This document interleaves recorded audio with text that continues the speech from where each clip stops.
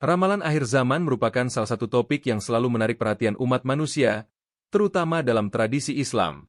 Sejak masa Rasulullah Muhammad, pembahasan tentang tanda-tanda kiamat, kemunculan tokoh-tokoh besar seperti Imam Mahdi dan Nabi Isa, serta peristiwa-peristiwa kosmis dan sosial yang menandai akhir zaman telah menjadi bagian dari khazanah keilmuan Islam. Ramalan bukan sekadar mitos atau dongeng, melainkan bagian dari wahyu dan sabda Nabi yang disampaikan kepada para sahabat terpilih dan dicatat dalam berbagai kitab. Dalam Al-Quran, Allah menyebutkan banyak ayat yang merujuk pada tanda-tanda akhir zaman. Surah Az-Zalzalah, At-Takwir, Al-Infithar, hingga Al-Qari'ah menyuguhkan gambaran dramatis tentang kehancuran dunia. Namun, selain kehancuran, Islam juga memberikan harapan bahwa akan datang suatu masa kejayaan di penghujung zaman, masa di mana keadilan ditegakkan, ilmu berkembang, dan kebenaran kembali menjadi pusat kehidupan manusia. Inilah era yang diyakini akan dipimpin oleh Imam Mahdi bersama Nabi Isa. Dalam kerangka besar ini, berbagai ramalan dan prediksi yang muncul, terutama dari para sahabat dan ulama besar Islam, tidak berdiri sendiri. Mereka menjadi bagian dari mozaik pengetahuan tentang akhir zaman yang disampaikan secara simbolik, penuh hikmah, dan perlu pemahaman mendalam agar tidak disalahartikan. Salah satu tokoh sentral dalam narasi ramalan akhir zaman adalah Ali bin Abi Thalib, sepupu sekaligus menantu Rasulullah. Beliau dikenal sebagai sosok cerdas, pemberani, dan sangat dekat dengan Nabi.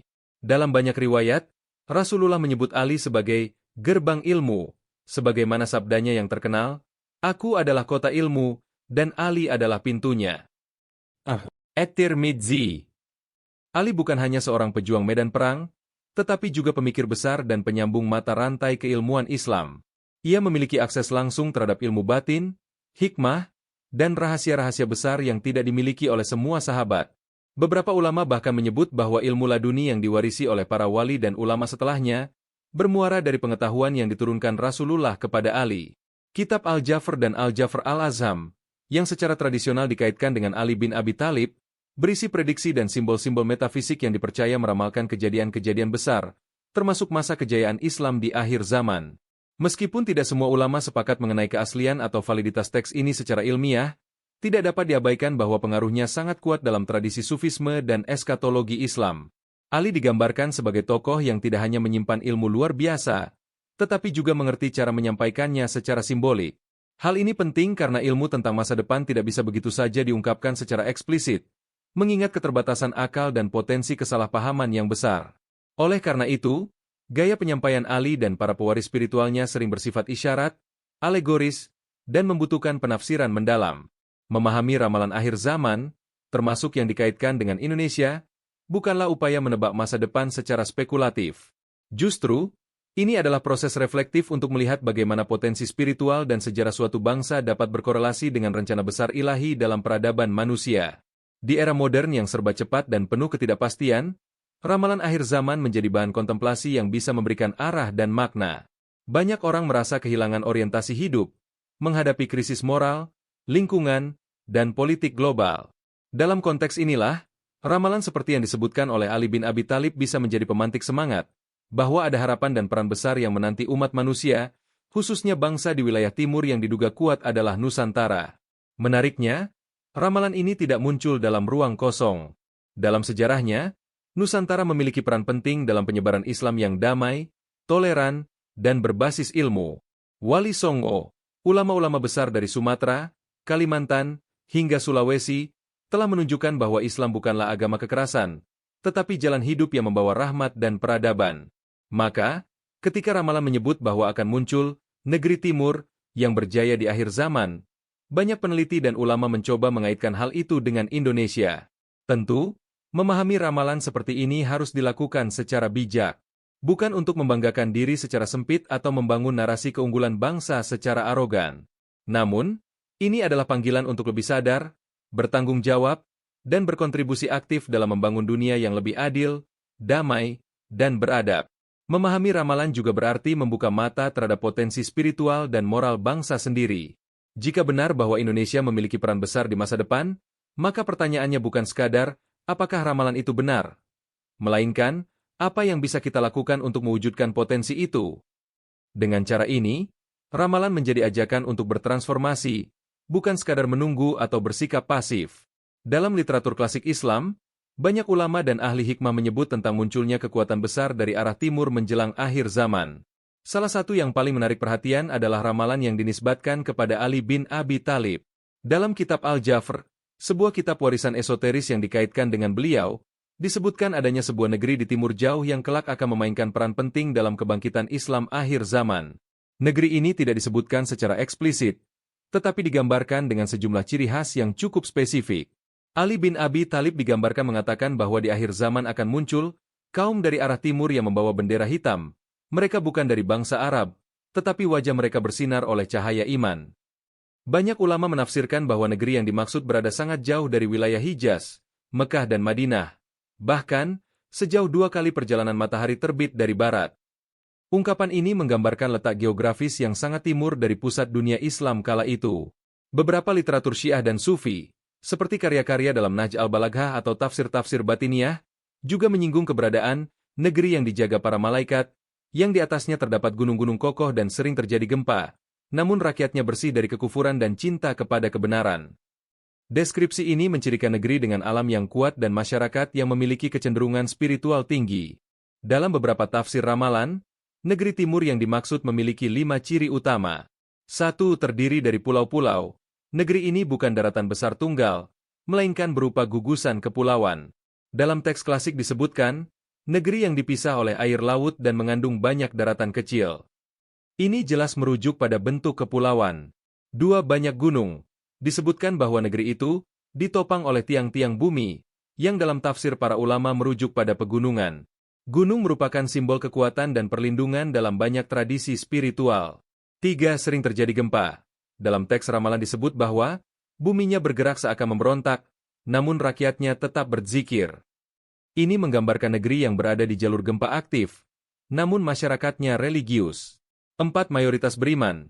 Negeri ini disebut sebagai tempat tinggal umat Muhammad yang taat, walaupun belum melihat wajah Nabi mereka. Ungkapan ini menunjukkan bahwa negeri tersebut jauh dari Jazirah Arab namun tetap kuat keislamannya. 5. Bukan bangsa Arab. Hal ini jelas ditekankan dalam beberapa teks, bahwa kekuatan akhir zaman ini tidak muncul dari bangsa Arab, melainkan dari kaum yang secara etnis berbeda, tetapi secara spiritual sangat dekat. Jika kita mencermati lebih dalam, kelima ciri tersebut sangat cocok dengan kondisi geografis dan sosiokultural Indonesia. Pulau-pulau. Indonesia merupakan negara kepulauan terbesar di dunia dengan lebih dari 17.000 pulau. Ini menjadikannya kandidat kuat sebagai negeri yang dipisah laut dan dipenuhi daratan kecil. Gunung dan gempa. Indonesia berada di cincin api Pasifik, menjadikannya salah satu negara dengan aktivitas vulkanik dan seismik tertinggi. Gunung-gunung berapi seperti Merapi, Semeru, dan Rinjani merupakan ciri khas alam Indonesia. Mayoritas beriman. Indonesia adalah negara dengan populasi muslim terbesar di dunia. Lebih dari 230 juta penduduknya memeluk Islam, dan banyak di antara mereka menjalankan agama dengan penuh spiritualitas, meskipun secara geografis jauh dari pusat Islam di Mekah. Non-Arab. Secara etnis, Indonesia bukan bagian dari bangsa Arab. Namun, kecintaan terhadap Nabi Muhammad dan Islam begitu besar, terbukti dari kuatnya tradisi maulid, pesantren, dan budaya Islam yang hidup di masyarakat. Budaya damai dan moderat. Indonesia memiliki sejarah panjang dalam menyebarkan Islam melalui pendekatan damai, pendidikan, dan budaya. Ini sejalan dengan gambaran umat Muhammad yang taat namun tidak kasar. Karakteristik Indonesia tersebut seakan menjadi jawaban dari teka-teki ramalan dalam kitab-kitab klasik. Bahkan sebagian peneliti dan ulama berani menyimpulkan bahwa negeri yang disebut Ali bin Abi Thalib tidak lain adalah Nusantara, khususnya Indonesia, yang kelak akan memainkan peran sentral dalam kebangkitan peradaban Islam dunia. Kitab Al-Jafr al-Azham atau Jafr Agung adalah salah satu teks paling misterius dalam tradisi Islam, khususnya dalam lingkup esoterisme dan ilmu laduni. Secara harfiah, Al-Jafr berarti kulit kambing, atau lembaran kulit, yang digunakan pada masa dahulu untuk menulis teks-teks penting. Namun dalam konteks spiritual, Al-Jafr merujuk pada kitab simbolik yang diwariskan Nabi Muhammad kepada Ali bin Abi Thalib. Diriwayatkan dalam tradisi Syiah dan sebagian Sufisme, bahwa Rasulullah memberikan kepada Ali sebuah kitab rahasia berisi ramalan, hukum, dan petunjuk tentang masa depan umat Islam, termasuk peristiwa besar yang akan terjadi menjelang akhir zaman. Dalam kitab inilah diyakini terdapat penyebutan tentang negeri-negeri besar, konflik global, dan kemunculan tokoh akhir zaman, termasuk Al-Mahdi. Kitab ini bukan kitab hukum atau fikih biasa. Al-Jafr al-Azham adalah teks simbolik dan numerologis, memuat kode-kode angka, huruf, dan isyarat metafisik yang membutuhkan pemahaman tinggi, bahkan ilham dari Allah, untuk dapat menafsirkannya. Oleh karena itu, tak banyak yang mengaku mampu membaca atau menafsirkan Al-Jafr. Para ulama, mursyid, dan ahli hikmah sepanjang sejarah Islam hanya membuka sebagian kecil isinya kepada publik, dan sisanya dijaga sebagai rahasia besar. Dalam tradisi tersebut, disebutkan pula bahwa dalam Al-Jafr, terdapat penyebutan mengenai sebuah negeri dari arah timur yang akan bangkit di akhir zaman, yang disebut sebagai Al-Yaban. Kata ini menimbulkan banyak tafsir dan perdebatan hingga kini. Kata Al-Yaban sering muncul dalam kutipan yang diklaim berasal dari Al-Jafr atau tafsir-tafsir bercorak esoterik. Dalam teks Arab, kata ini ditulis sebagai Al-Yaban atau Al-Yaban. Dari segi fonetik, pelafalan Al-Yaban memiliki kemiripan dengan kata modern untuk Jepang dalam bahasa Arab yaitu Al-Ya'abaan. Namun ada perbedaan penting. Ditulis dengan huruf, setelah huruf, membentuk Ya Ba Alif Nun, yang jika dibaca menjadi Ya'abaan. Sementara itu, ditulis tanpa huruf, alif, panjang setelah Ba, sehingga lafalnya lebih pendek dan lebih mirip dengan Yaban atau Yabn. Perbedaan ejaan ini sangat penting, sebab, dalam dunia ilmu kalam dan tafsir klasik, satu huruf dapat mengubah makna secara signifikan.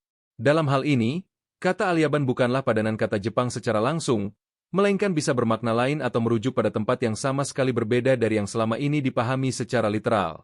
Kesalahan umum yang banyak terjadi dalam menafsirkan ramalan akhir zaman adalah menyamakan Al-Yaban dalam kitab Al-Jafr dengan Jepang, Japan.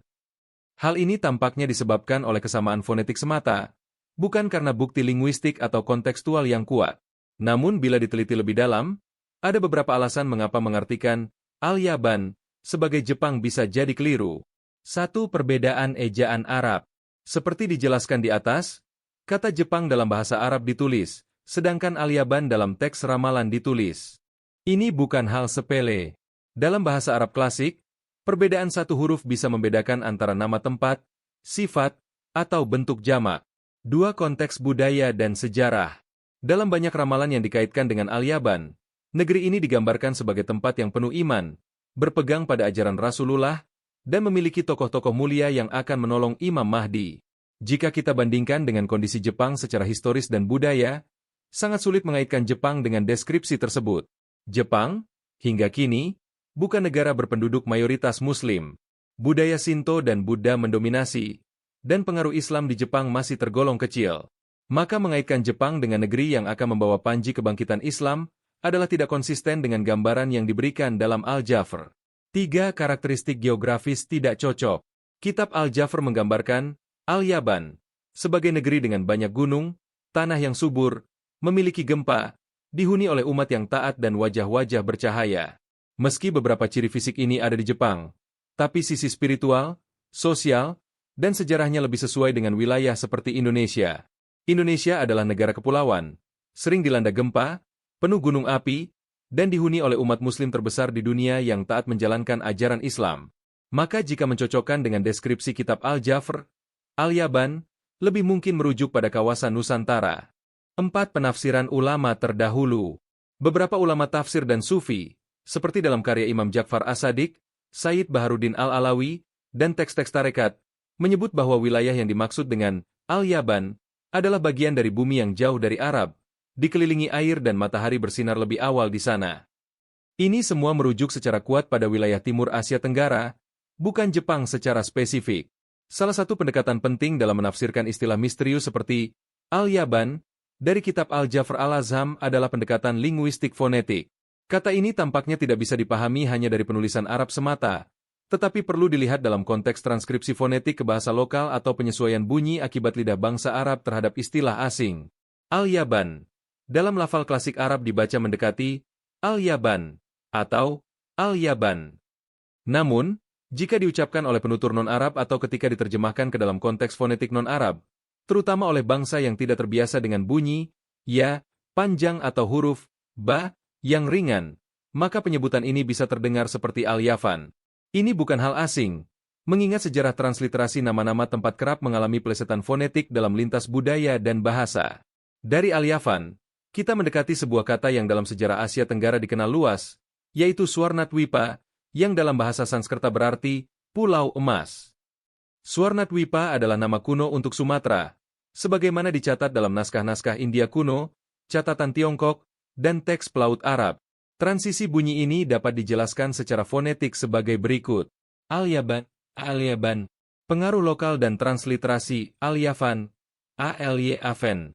Dalam lidah Melayu Sanskerta, kata Suwarna bisa menggantikan Alya sebagai penggambaran terang atau emas, sedangkan Ven sebagai bagian dari Dwipa, pulau. Maka, muncul makna metaforis dan fonetik, Al-Yavan Suwarnadwipa. Artinya, sangat mungkin bahwa apa yang disebut sebagai Al-Yaban dalam Al-Jafr bukan merujuk pada Jepang, Jepen, tetapi pada kawasan Nusantara, khususnya Sumatera atau wilayah sekitarnya, yang memang dalam sejarah spiritual dan dagang dikenal sangat maju. Beberapa peneliti sejarah peta kuno menemukan petunjuk menarik bahwa istilah Jepen pada masa lalu tidak selalu merujuk pada kepulauan yang kini dikenal sebagai Jepang. Dalam peta-peta Eropa abad ke-13 hingga ke-16, termasuk karya kartografer seperti Martellus Germanus, 1490, dan Fra Mauro Map, 1450, muncul istilah seperti Java Major dan Japonia yang tertulis di wilayah Asia Tenggara, bukan di utara Asia. Dalam Dekatalan Atlas, 1375, ditemukan bahwa antara India dan Cina terdapat beberapa pulau besar yang diberi label Iapan atau Ciampa, yang kemungkinan merupakan transliterasi longgar terhadap kata Jawa atau Suwarnadwipa. Ini mengindikasikan bahwa dalam pandangan para pelaut dan kartografer zaman itu, Jepen mungkin tidak sepenuhnya identik dengan Jepang modern.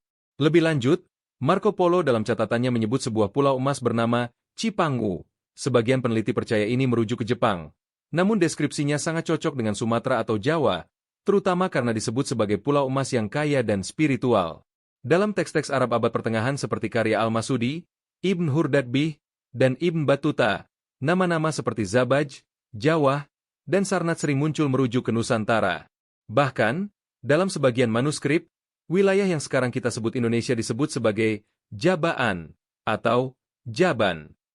Kemungkinan besar, kata Jepen dalam peta-peta awal Eropa dan deskripsi Arab bukan merujuk ke Jepang sekarang, tetapi adalah transliterasi geografis yang bercampur antara informasi pedagang Arab, Tionghoa, dan India tentang Nusantara, khususnya Jawa dan Sumatera.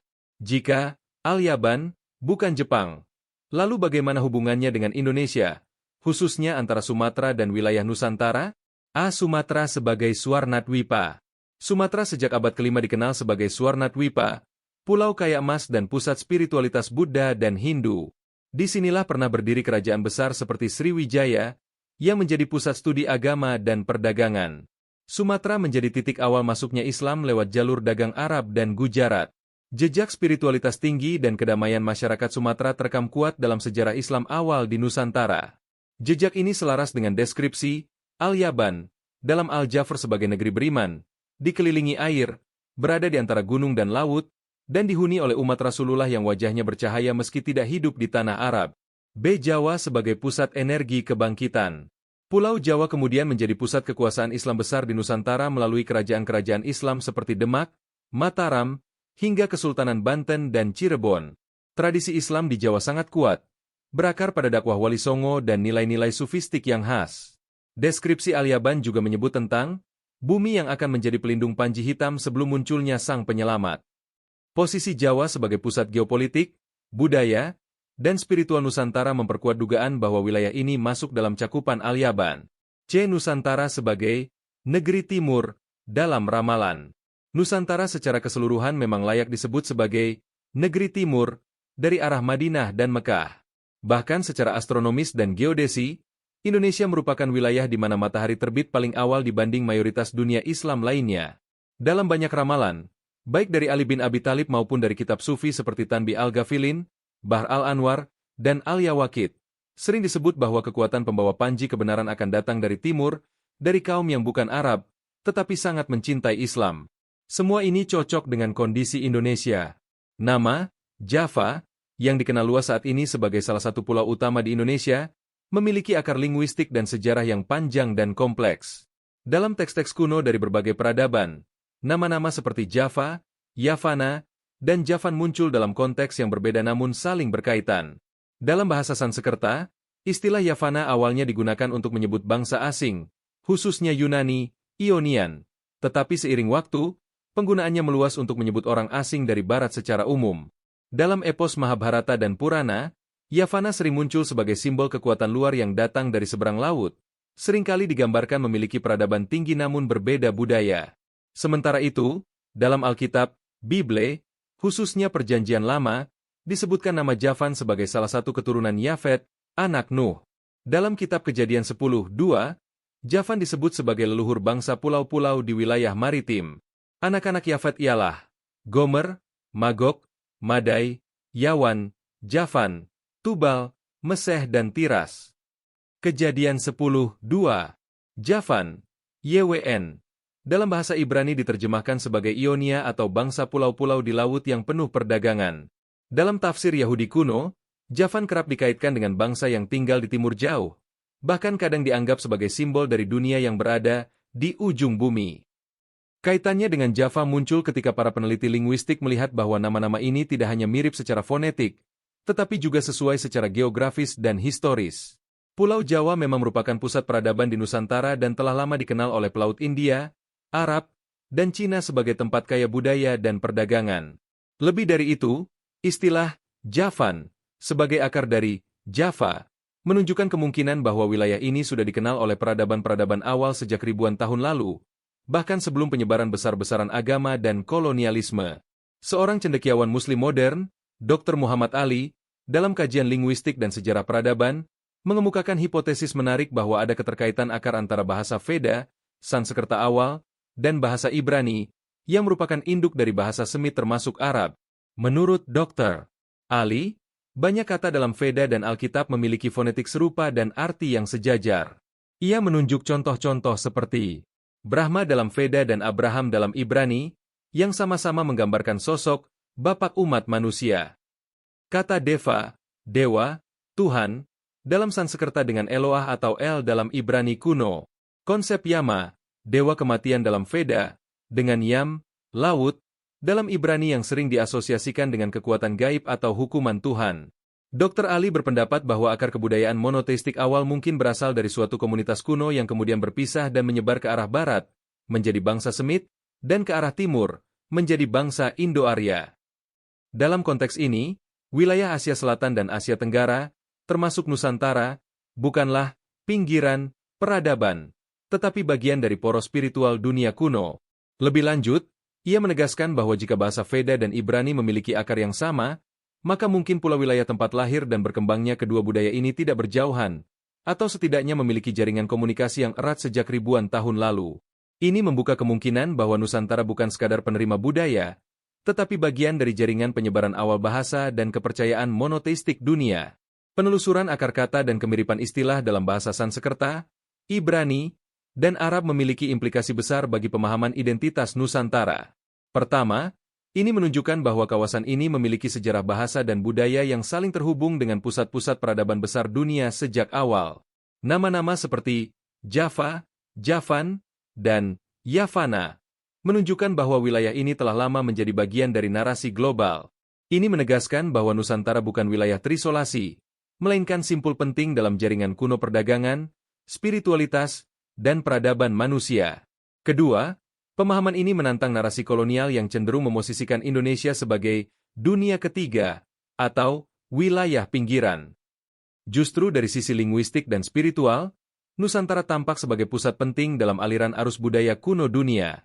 Ketiga, kesamaan fonetik antara nama-nama kuno dalam kitab suci dan toponimi lokal membuka ruang refleksi bagi umat beragama, khususnya Muslim Indonesia, bahwa identitas Islam Nusantara tidak sekadar hasil dakwah abad ke-13, tetapi bisa jadi bagian dari rencana besar spiritualitas global sejak era kenabian awal.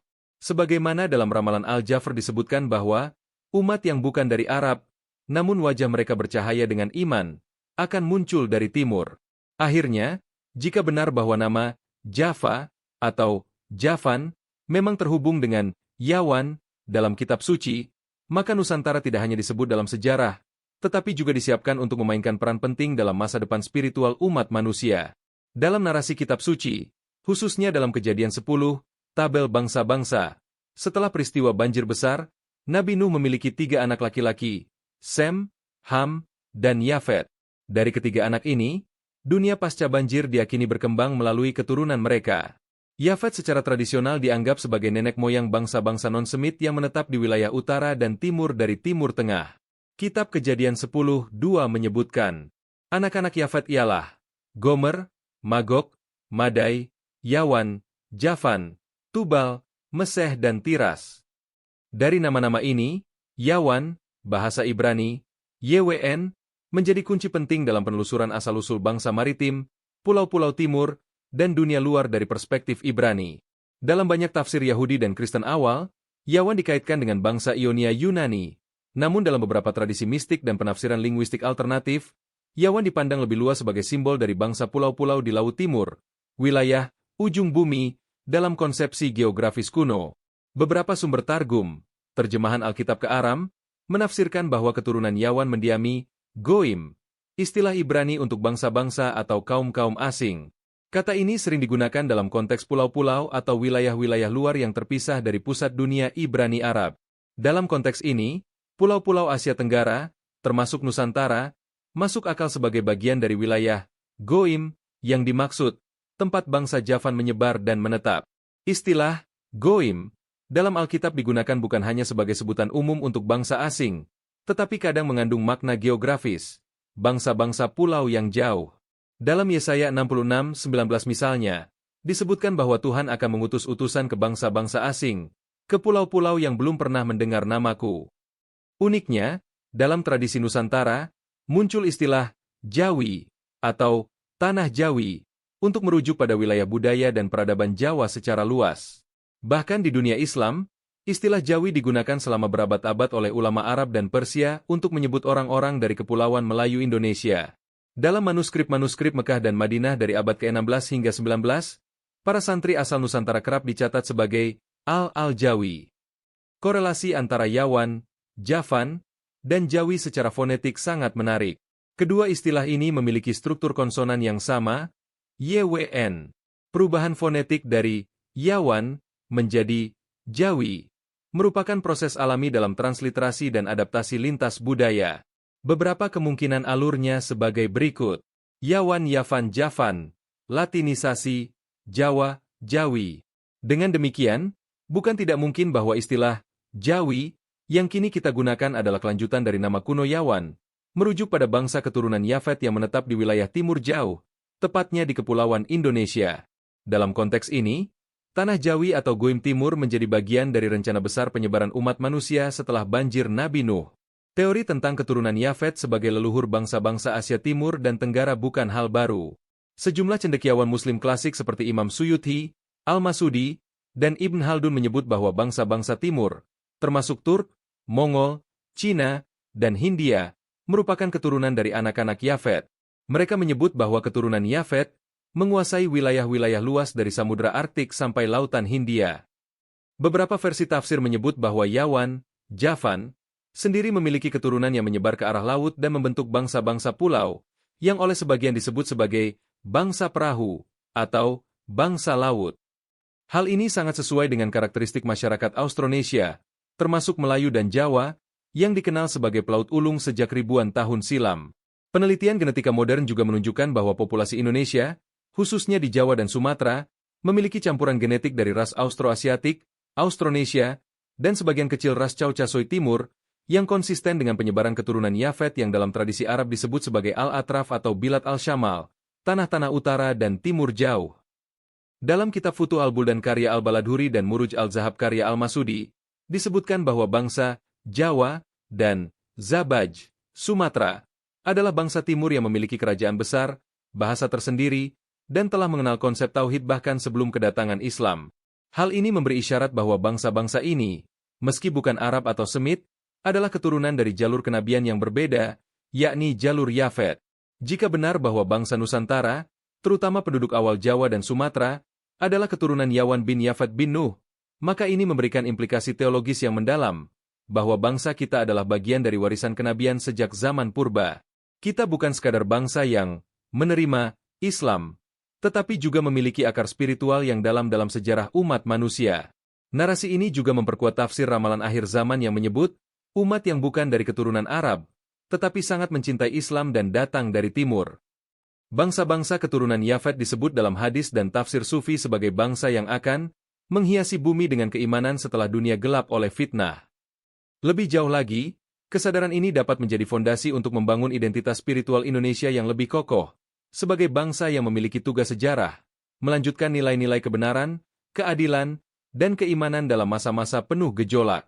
Dalam sejarah Islam klasik, istilah Jawi tidak hanya menunjuk pada etnis atau bahasa, melainkan menggambarkan satu peradaban luas yang mencakup Kepulauan Melayu, khususnya Jawa, Sumatera, Semenanjung Malaka, hingga ke Indochina bagian selatan. Di Mekah dan Madinah pada abad ke-15 hingga ke-19, ulama dan penziarah dari wilayah ini secara konsisten disebut sebagai Al-Jawi atau kaum Jawi. Manuskrip-manuskrip kuno bahkan mencatat istilah Masjid Orang Jawi di kawasan Hijaz, membuktikan keberadaan komunitas spiritual yang mapan dan dihormati. Penyebutan Jawi ini menarik karena ia menyatukan identitas geografis dan spiritual sekaligus. Ia bukan sekadar merujuk pada penduduk Pulau Jawa, tetapi mewakili bangsa-bangsa di sebelah timur dunia Islam yang dikenal karena kesalehan, ilmu, dan semangat dakwah. Dalam hal ini, Jawi adalah dunia Islam Timur, sebuah poros penting dalam sejarah kebangkitan Islam non-Arab. Salah satu fondasi kebangkitan Islam di Nusantara dibangun oleh sosok-sosok suci yang dikenal sebagai Wali Songo, 9 wali. Mereka bukan hanya pendakwah, tetapi juga arsitek budaya, guru spiritual, dan penjaga akhlak masyarakat.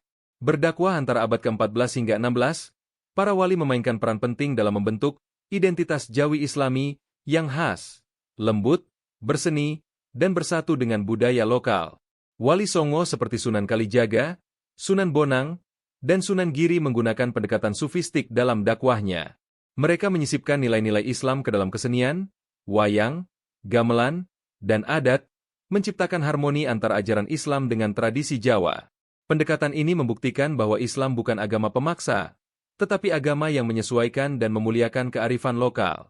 Melalui jaringan pesantren, pondok, dan tarekat, Wali Songo mendidik generasi baru ulama dan pemimpin masyarakat yang menyebarkan Islam ke seluruh penjuru Jawa dan luar pulau, termasuk Madura, Lombok, Kalimantan, bahkan hingga ke Kamboja dan Thailand Selatan.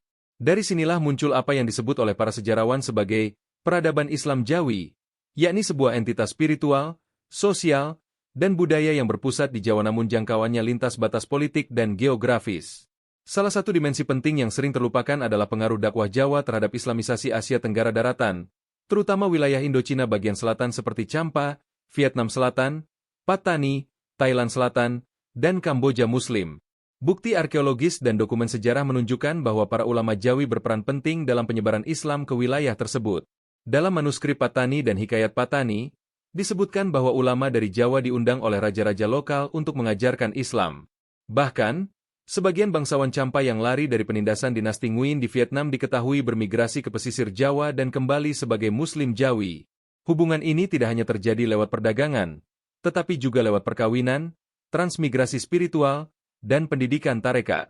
Tarekat-tarekat seperti Syattariyah, Qadiriyah, dan Naqsyabandiyah berkembang luas di wilayah Jawi dan Indochina. Jejak tarekat ini masih bisa dilihat di Patani dan Kamboja hingga hari ini, dengan silsilah sanad yang bersambung ke ulama Jawi.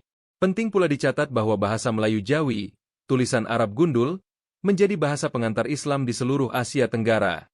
Ia diajarkan di masjid-masjid, digunakan dalam surat resmi kesultanan, dan menjadi alat utama penyebaran kitab-kitab tauhid, fikih, dan tasawuf. Dalam banyak hal, bahasa Jawilah yang menyatukan Muslim Asia Tenggara dalam satu identitas religius lintas etnik. Kebangkitan Islam di wilayah Jawi tidak menghancurkan tradisi lama, tetapi mentransformasikannya menjadi kendaraan spiritual. Unsur-unsur budaya Hindu-Buddha diolah dan diberi makna baru dalam Islam. Wayang diisi nilai-nilai tauhid, gamelan digunakan untuk zikir, dan tembang-tembang tradisional menjadi nasihat keagamaan. Hal ini menciptakan apa yang disebut oleh antropolog sebagai Islamisasi tanpa Arabisasi. Islam di Jawi bersifat inklusif dan bercorak mistik. Ajaran tasawuf dipandang sebagai jembatan antara kebudayaan lama dan jalan baru menuju Allah.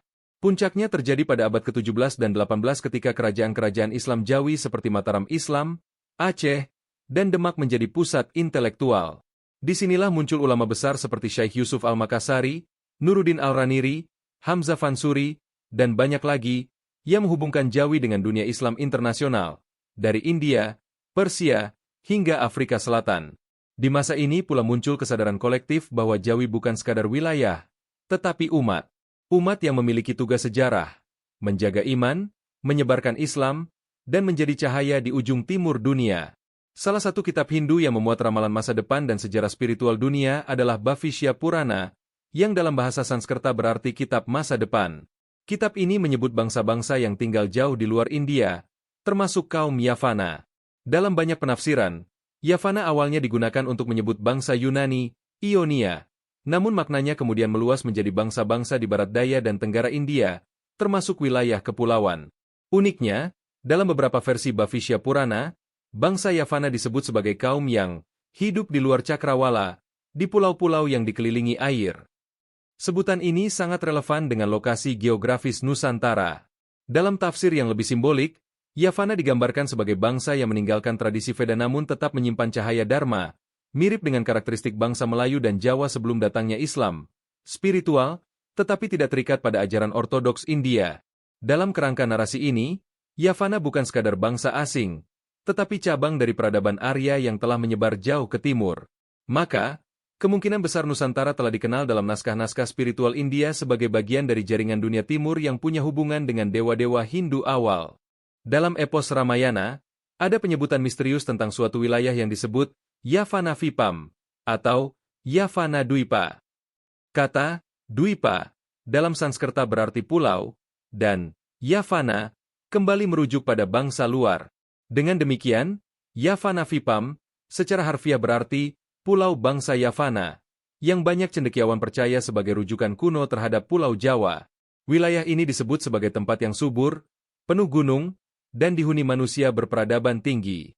Hal ini sesuai dengan deskripsi geografis Jawa, pulau vulkanik yang kaya, memiliki kerajaan-kerajaan tua, dan pusat spiritual kuno. Keterangan ini memperkuat hipotesis bahwa Jawa telah dikenal dunia Hindu sebagai pusat penting sejak ribuan tahun lalu, bahkan sebelum ekspansi kerajaan India. Epos Mahabharata pun memuat narasi kerajaan-kerajaan besar yang berada di luar Bharata, India, disebut sebagai negeri-negeri Dvipantara, negeri kepulauan di seberang lautan. Beberapa kerajaan seperti Suvarnadvipa, Yawatwipa, dan Kalingga disebut sebagai pusat ilmu dan spiritualitas. Dalam tradisi Jawa, banyak dari nama-nama ini diadopsi secara langsung, bahkan kerajaan Kalingga benar-benar ada di Jawa Tengah abad ke-6 Masehi. Rujukan dalam Mahabharata juga menyebut bahwa beberapa resi dan pendeta besar melakukan tapasya, pertapaan, di pulau-pulau ini, menyiratkan bahwa pulau-pulau ini dianggap suci, tenang, dan jauh dari kekacauan dunia. Maka, Nusantara, khususnya Jawa, dalam epos Hindu bukan sekadar wilayah asing, tetapi tanah spiritual, tanah timur yang menyimpan potensi besar dalam sejarah umat manusia. Ramalan tentang kebangkitan dunia dari arah timur bukan hanya monopoli Islam. Tradisi Hindu dan Ibrani, Yahudi Kristen, juga menyimpan nubuat yang mengarah pada bangkitnya sebuah bangsa atau peradaban di kawasan timur, yang akan membawa cahaya baru di akhir zaman. Dalam Islam, Nabi Muhammad bersabda, "Sesungguhnya aku mencium hembusan nafas Tuhan dari arah Yaman." Ahmad. Dalam banyak penafsiran, arah timur sering dimaknai secara simbolik sebagai tempat munculnya pembaruan iman. Bahkan, hadis lain menyebut, akan datang pasukan dari timur yang akan menegakkan kebenaran. Ibnu Majah. Ini memberi landasan bahwa timur adalah wilayah kebangkitan ruhani akhir zaman. Sementara itu, dalam kitab suci Hindu, khususnya Bhavishya Purana, disebut bahwa, dari arah timur laut akan muncul cahaya kebenaran pada zaman kegelapan, Kali Yuga. Ramalan ini bertepatan dengan keyakinan bahwa di akhir zaman akan datang Kalki Avatar, penyelamat dunia, yang akan muncul bukan dari pusat India, melainkan dari wilayah pinggiran yang masih menyimpan kemurnian spiritual. Sebagian cendekiawan menafsirkan ini sebagai wilayah Jambudwipa Timur, yakni Kepulauan Asia Tenggara. Dalam tradisi Ibrani, khususnya dalam kitab Yesaya dan Wahyu Yohanes, terdapat ayat yang menyebut bahwa akan muncul raja-raja dari timur untuk menghancurkan Babel akhir zaman, Wahyu pukul 16.12. Ayat ini dikaitkan dengan kebangkitan bangsa timur yang akan membawa keadilan dan menumbangkan kekuatan korup dunia. Keterangan ini serupa dengan narasi Islam tentang Imam Mahdi dan pasukannya dari timur. Meski berbeda bahasa, istilah, dan simbol, tiga tradisi besar ini menyampaikan pesan yang selaras, bahwa di akhir zaman, timur akan menjadi poros kebangkitan moral dan spiritual dunia. Timur bukan sekadar arah mata angin, tetapi metafora kesucian, kesegaran, dan awal baru. Nusantara, khususnya Jawa, yang berada di jantung timur dunia, memenuhi banyak ciri simbolik ini, terpencil dari kekuasaan barat, subur, spiritual, dan pernah menjadi pusat peradaban besar. Tak heran jika banyak tokoh lintas tradisi mengaitkan kebangkitan akhir zaman dengan bangsa timur yang muncul dari wilayah ini. Meskipun banyak kitab ramalan bersifat simbolik dan tidak menyebut tahun secara langsung, beberapa peneliti dan penafsir kontemporer mencoba memetakan waktu-waktu potensial berdasarkan siklus zaman. Dalam tradisi Islam, konsep akhir zaman terbagi menjadi beberapa fase, termasuk fase fitnah, Zuhurul Mahdi, hingga turunnya Isa. Sebagian kalangan mengaitkan dekade 2020-an sebagai fase percepatan transformasi spiritual. Kitab Al-Jafr Al-Azam yang dikaitkan dengan Ali bin Abi Thalib memang tidak menyebut tahun 2026 secara eksplisit. Namun dalam berbagai interpretasi, disebut bahwa kejayaan negeri timur akan dimulai di waktu dekat dari pergantian siklus dunia. Tafsir ini dikaitkan dengan peralihan global pasca pandemi dan krisis dunia modern. Dalam Bhavishya Purana, disebut bahwa akhir zaman kali juga akan ditandai dengan munculnya ketidakadilan ekstrim, diikuti bangkitnya peradaban baru dari timur. Tahun 2026 sering dijadikan titik fokus karena dinilai sebagai awal dari periode transisi geopolitik global menuju multipolarisme, di mana negara-negara Asia, termasuk Indonesia, memiliki peran strategis yang makin kuat. Dalam konteks Indonesia, tahun 2026 menandai 2 tahun awal kepemimpinan Presiden Prabowo Subianto, 2024-2029. Harapan besar ditumpukan pada pemerintahan baru ini untuk memperkuat kedaulatan, teknologi, dan spiritualitas bangsa. Dalam narasi spiritual, kepemimpinan yang kuat dan visioner adalah prasyarat kebangkitan negeri timur. Secara global, 2026 juga diprediksi sebagai titik perubahan tatanan ekonomi dan politik dunia pasca ketegangan AS-Cina, yang membuka peluang bagi kekuatan-kekuatan regional seperti Indonesia untuk tampil sebagai mercusuar nilai-nilai baru. Tidak semua pihak menerima ramalan tentang kebangkitan Indonesia di akhir zaman secara bulat. Banyak kalangan, termasuk cendekiawan, sejarawan, dan teolog, memandang narasi ini sebagai bagian dari mitologi dan tafsir subjektif terhadap teks-teks kuno yang syarat simbolisme. Beberapa bahkan menyebutnya sebagai bentuk escapist, pelarian dari kenyataan sosial yang kompleks dengan menggantungkan harapan pada nubuat-nubuat yang belum tentu terjadi. Para skeptis mengingatkan bahwa ramalan bisa menjadi pedang bermata dua. Di satu sisi menyemangati, di sisi lain dapat menciptakan ilusi dan euforia semu.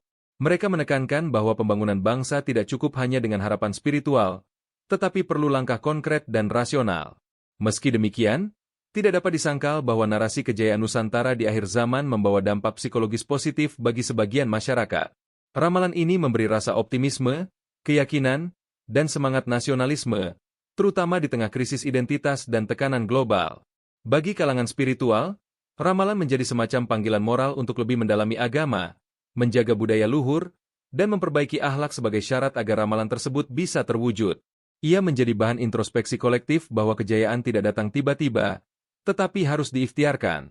Di luar kebenaran literal ramalan, Indonesia memang memiliki potensi objektif untuk memainkan peran global. Jumlah penduduk besar, posisi geografis strategis, kekayaan alam melimpah, dan keberagaman budaya serta spiritual yang unik. Dengan kepemimpinan yang visioner dan generasi muda yang progresif, harapan kejayaan Nusantara bukan hanya mitos, tapi proyek besar yang mungkin terwujud. Jika ramalan tentang kejayaan Nusantara bukan sekadar mitos, maka ia harus dijawab dengan tindakan nyata di berbagai bidang. Dari sisi spiritual, bangsa ini perlu kembali pada akar nilai-nilai luhur, ketauhidan, akhlak, dan harmoni antar manusia. Ulama, tokoh agama, dan pemimpin adat memiliki peran penting dalam membimbing arah moral masyarakat, agar kemajuan tidak mengikis ruh kebangsaan. Secara sosial dan politik, dibutuhkan kesadaran kolektif untuk membangun keadilan, pemerataan, dan solidaritas. Korupsi, sektarianisme, dan kebencian berbasis identitas harus dilawan dengan semangat persatuan. Negara perlu hadir dengan kuat, namun juga adil dan bijak. Generasi muda adalah kunci. Dengan literasi sejarah dan visi global, Mereka bisa menjembatani kebijaksanaan leluhur dan tantangan masa depan. Mereka harus menjadi pelaku, bukan hanya penonton ramalan. Akhirnya, kita tidak perlu menunggu datangnya ramalan untuk bangkit. Kita sendiri adalah aktor utama peradaban yang akan datang. Mari jadikan sejarah dan spiritualitas sebagai fondasi, bukan pelarian. Nusantara tidak akan berjaya karena ditakdirkan, tapi karena dipilih oleh mereka yang berani membangunnya.